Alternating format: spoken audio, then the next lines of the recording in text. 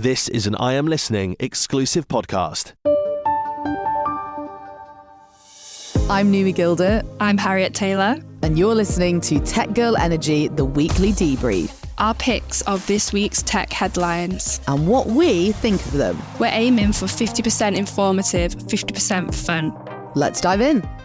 Welcome back to another weekly debrief. Hi, Harriet. How are you? I'm good. How are you? I'm good, thank you. I'm feeling quite festive. I'm starting to feel a bit quite festive. Yeah, you know what? I wasn't feeling festive at all, and I feel like I've been to so many Christmas parties and Christmas markets in the last week. I'm finally feeling a bit Christmassy. Yeah, I feel like I should be wearing a Santa hat right now with how festive I feel. Do you have your decorations up? I do. I've got everything up. Very cute.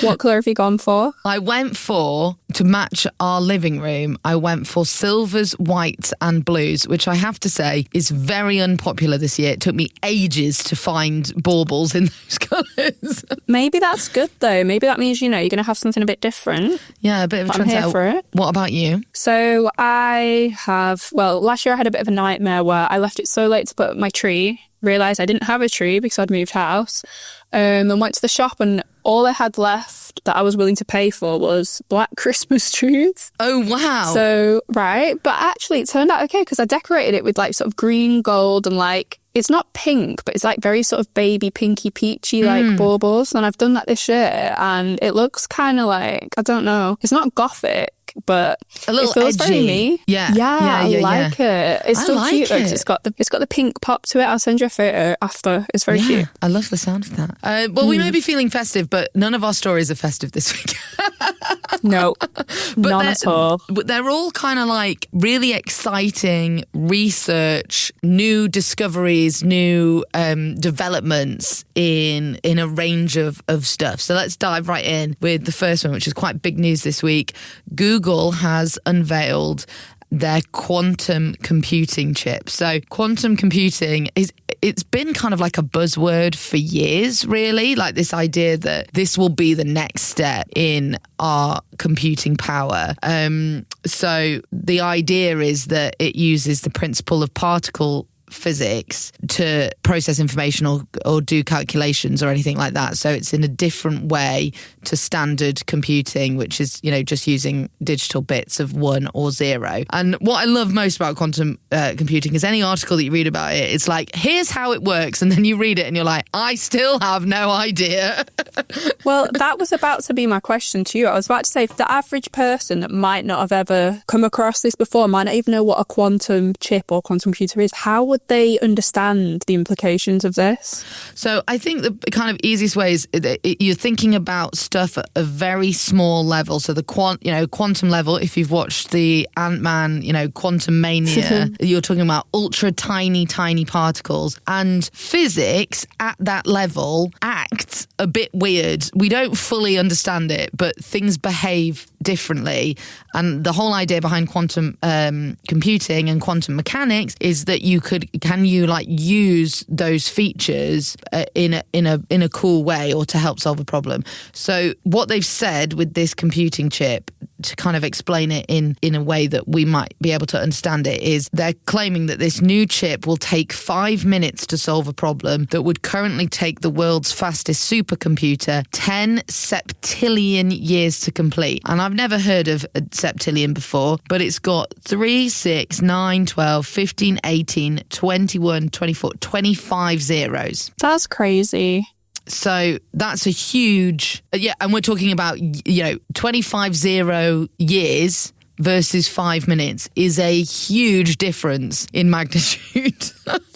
Obviously, it's really hard to sort of process that in your brain. I guess it's sort of when you think of the term of light years away, stuff like that. So I guess what I'm trying to think here is what can we actually do with this? What type of data are we trying to gather or interpret that could take us years versus 5 seconds? Yeah, I think at the moment they're thinking, could it be used to they're saying, could it be for the design of nuclear fusion reactors to understand functioning of drugs and pharmaceutical development, relevant for developing better car batteries? So I'm wondering, is it that if you can run something really fast, could you run simulations really quickly so you're able to test lots of things. So would it be really useful in research if you're like, let's test this drug delivery or something like that, and you could try it out and do lots of permutations, and it helps you find an answer quicker than traditional ones, which might be like, oh, well, it takes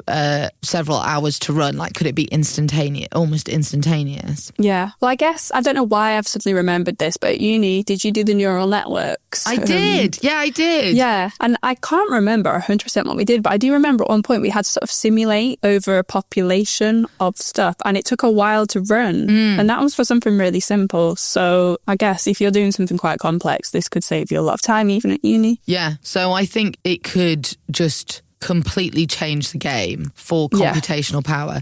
Now that with great power comes great responsibility. So I think they're saying, it could be amazing that we could use it in all these research applications to find answers to these questions that is currently taking us a long time to find answers to. And then other people are going, if we've got really, really, really powerful computers, are people going to use it to like break types of encryption, Yeah. So I think it's... That is valid. Yeah, exactly. So apparently in February, Apple announced that they are trying to protect iMessage chats to become quantum proof. So I think with the way that it's going, it could be that a lot of companies are taking steps to factor that in. But I find it really exciting because I feel like people have talked about quantum computing for so long and said, this is where it's going to go. This is the future of computing. And it really feels like we're close. Yeah, we're getting somewhere. Like even what you sort of spoke about before, the fact that, the quantum level is still not fully understood, but we're able to do and make progress like this. Like, could we even learn how that works in more depth by using this type of power? Yeah, how crazy would that be if it was like, oh, we've unlocked the secret by using the secret? It's kind of right. They use the word mind-boggling in this article, and I do think that is an accurate descriptor for this situation. So have you ever seen the test that they do? I say they, I don't know why I'm saying that, but scientists and people have been trying to sort of observe what is going on at a quantum level. And from what I remember, is it when they have sort of two atoms, and when you observe one from one point, it behaves differently. Yeah, it's from when you look from the observer effect. Yeah. So that just weirds me out. There's so much going on that level that we don't know. And that's when people start talking about energy, the frequency of the universe, and it goes all into what is it, crystal girl science. But what if it turns out some of it's true? Crystal girl energy is our witchy spin-off. Yeah, we're going to talk all about quantum physics, mechanics, and quantum computing. I mean, we use crystals in chips. They're there. They're in watches, right? In computing. Yeah. They're used as timers and clocks. So maybe we're really discovering something new here. Conspiracy.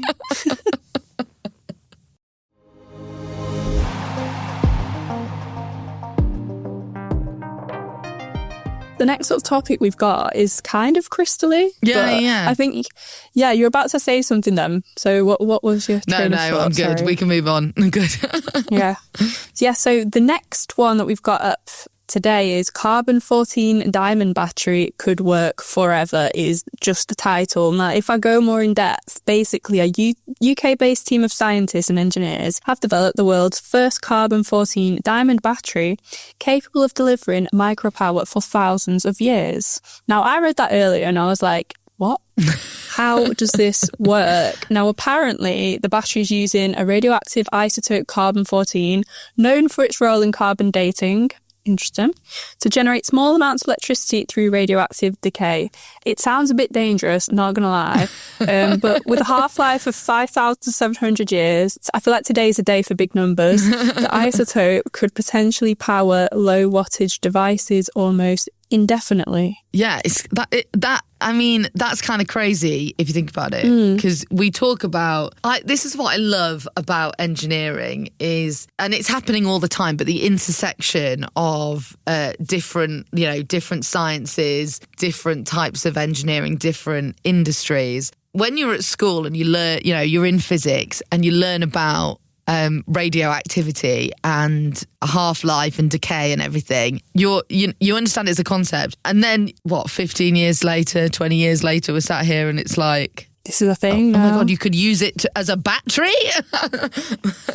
I thought we just calculated it with a Geiger counter and that was it. Right? Honestly, think if we could use this in cars eventually, in your phones. I guess they're saying possible applications could be batteries for medical devices, like oh my God, I said Oculus Rift implants. That does not make sense. Ocular implants and pacemakers, which would get rid of the need for surgical intervention. They could also be used in extreme environments like radio tags to track payloads in deep space.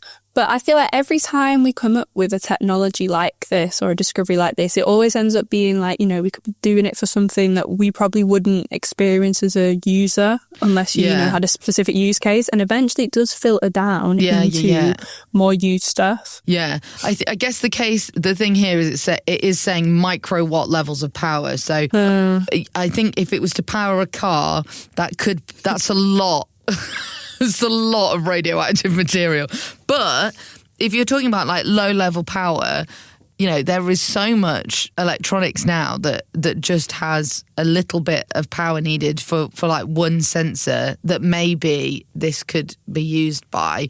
And then we've talked about this a lot in sustainability on the podcast, the amount of small devices that you get that have a battery built in and then the battery dies, so you chuck the whole thing away. Something like this would alleviate that problem because you're never going to need to replace the battery. Yeah, and like you mentioned, there's so many sensors and small devices as well. If, say, for example, you've got a phone, right, and you can't power your phone completely with this, but what you could do is power the individual components inside your phone with this that build up the big phone, right? So you could just split everything off into smaller bits that have their own tiny little mini battery. Or imagine if you had it so it powered an emergency chip, for example, GPS or something like that. So even if your phone died, they'd still be, you had this low power mode that was powered indefinitely. That could be amazing. That could help with planes if something happened to them. It could help with ships or submarines underwater. I think it's a pretty cool concept. That could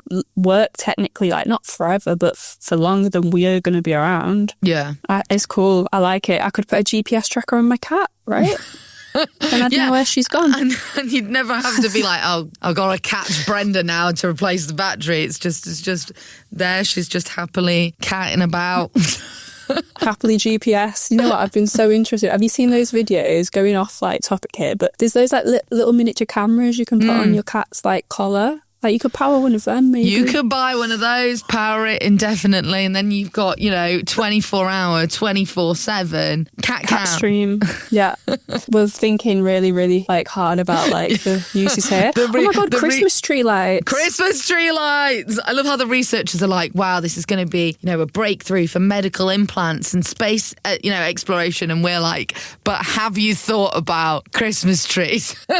And cat GPS and cameras. Cat GPS. We're thinking about the serious stuff here. We know what the public wants, clearly. We know what the people want. So apparently a professor in materials at Bristol University, so Professor Tom Scott, has been working on this, and he said no one's ever done it before. They can offer a technology where you never have to replace the battery because the battery will literally, on human timescales, last forever. It can support a whole range of important applications from space technologies and security devices through to medical implants. Yeah, they're definitely thinking of the wider scheme, not like us. But yeah, they're excited to explore all the possibilities, and they're working with partners in industry and research over the next few years. So I'm interested to see what happens here and where it goes.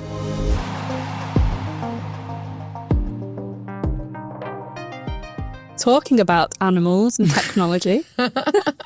Do you want to introduce what we've got next? Yeah, I love this. Our final story of today. I love a robot. So some scientists have developed a drone. They've called it Raven, short for Robotic Avian-Inspired Vehicle for Multiple Environments. So it's a bit of a shoehorned acronym, but we'll let them off. They've published this research in Nature this week, and basically they're looking at a new way to get a robot to take flight. So obviously, if you think about drones with rotators or planes with engines or other types of flying vehicles, a lot of the time they take off from standing, whereas they're mimicking a bird so that you could hop and jump into flight like a bird would. So Right. So it's like a two-legged bird, and then it has wings, so it's got the range of functions of walking, hopping, leaping and jumping into flight. That's really cool. Do you know what I find I'm going to try not to say the word interesting again. I need to get a thesaurus out after this because it's fascinating. Not okay. What I find fascinating about this is whenever we seem to make big leaps, especially when it comes to things that are to do with movement, we always take inspiration from nature.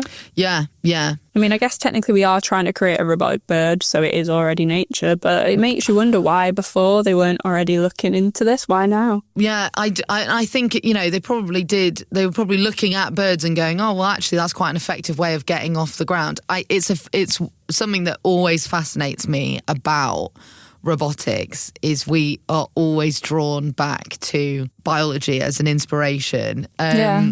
And yeah, I just think I think it's kind of fascinating that we as humans just look at nature and go, yeah, you know what, you actually did quite a good job there, evolution. So let's just try and make that.